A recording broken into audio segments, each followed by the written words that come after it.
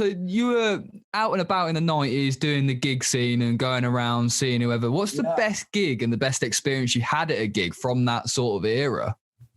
Fucking hell, there's loads, man. There's loads.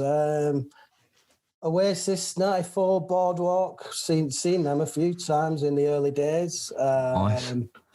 Obviously, the Mondays, the Charlatans. Watching them just in little clubs, little pubs and stuff like that. The Charlatans played a place in Bolton. I think it was about 1990, just before they got big, and that's just a small place. A couple of my mates who were in the band went to that. I didn't go to that. But then with the gig, we were seeing these massive bands in little places, intimate, incredible. Just pub places. Yeah. But Northside as well, love Northside. But yeah, it's I watched Kasabian once as well, just before they got big at Liverpool Uni, and that was a really small. Mental. That blew me away. They're meant to be. I'd never got to see them live, and it doesn't look like we're going to get a chance now, is it? I've seen them twice in Amsterdam, seen them loads in Manchester. I've seen them loads of times. They're brilliant live. So did you?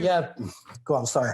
When you were seeing like Oasis in the early days before they got big and Charlatans and these sorts of bands, were you going to see them and you were thinking, like, especially with Oasis, are you thinking these boys are going to be the biggest band in the world, or was it just their class Manchester band? It's just another Manchester band. Like I say, my heroes, Ian Brown, the Stone Roses. No one will ever beat them for me personally, if you know what I mean. I was really into rap music. I got brought up on rap music and the old school electro things and stuff like that, breakdancing stuff. And then my mate, I used to hang about with lads older than me, a couple of years older than me. And my mate had Elephant Stone on 12-inch, and he said, "Here, listen to this." This was late '88. And then that was it then. I listened to Elephant Stone. He did me a tape, and boom, that was it. My head would just filled with Stone Roses and stuff like that. Then obviously you come across the Mondays, you come across the Charlatans, Northside. Well, there was a band called the New Fast Automatic Daffodils. Check them out. They're like the biggest forgotten Manchester band, if you know what I mean. Yeah. They were something else then. So, but yeah, it's a buzz, Yeah, it's coming incredible. from that era.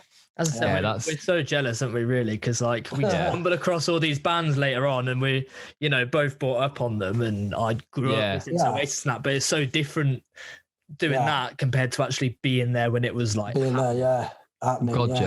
But I it's like when the Roses. I'm really glad the Roses got back together, because I took my lad then to every single one. And sick. It were buzzing for him to come and see it with me, you know what I mean? So, yeah. We went to the Halifax one, the secret gig at Halifax. And I think there was only 1,000 people there as well. That's the greatest gig I've ever been to in my life, that. That's class. I think that was 2016, that. But, yeah, buzzing. But, there's loads of gigs. Went to Knebworth, climbed over the fence on the Sunday. Really? A load of us went back of a van from Bolton. Went down on Sunday morning, then we all jumped over the fence, got in. Prodigy that day smashed it. That Prodigy that lineup's fucking mental. And then John Squire come on stage then with Oasis, obviously, then for I think it was Champagne Supernova, I think it was. And that I think I just pissed my pants then. I feel like that type of things that you just couldn't do now. You wouldn't get away with jumping a fence nowadays. You know what I mean? I did a Wireless, and they jumped the fence there and knocked that down, but I think it might have been 2016. And they put the fence out then, but it was like there was security guards rugby tackling people, like there was no chance of even getting away. They managed to grab the scruff of the necks of every single one because of so many people. But we did it, the Verve as well played Hague Hall. We did that as well there. We used to jib about all the time and getting gigs and stuff like that. Back in So were you a Hacienda goer? Very late days. I think it shut in 96, 97. I think I went in 94, 95. Only a handful of times. Only about 5 times, but it had gone by then, if you know what I mean. I think late 1990, it had gone because of all the guns and stuff like that. Yeah, past its prime sort of thing. Yeah. I think once the gangsters started taking over and all that, that was it for it. It was party over, you know what I mean? Yeah, completely changed the atmosphere. But from that, then you got Cream and things like that, you know what I mean? So the party still went on, but just a different place, isn't it? Different places, yeah. So. Yeah. Were you a mental one in the 90s then? Were you real? There must be some good stories. Yeah, fucking, I was on the piss every week, you know what I mean? And doing things and bits and bats, yeah. I've had some mental times. What was your favourite? Would you have, obviously you probably can't remember the favourite ones, but like, what's your most almost like a treasured experience from that era of time? Fucking hell. Fault knows. Fuck knows. Fault knows.